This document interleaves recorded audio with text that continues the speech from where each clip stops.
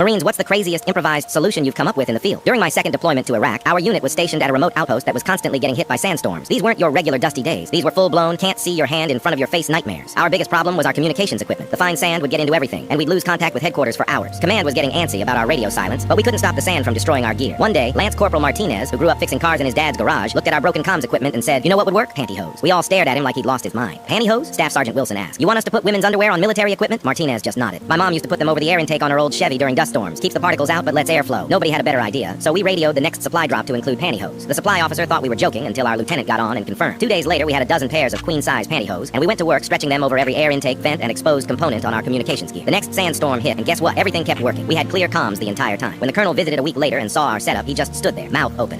Are those? "Yes, sir," our staff sergeant replied. "Standard issue tactical filtration devices." The colonel shook his head, laughed, and said, "I don't want to know where you got them, but I want this solution implemented across all forward operating bases by next week. Sometimes in the Corps, the craziest ideas are the ones that work."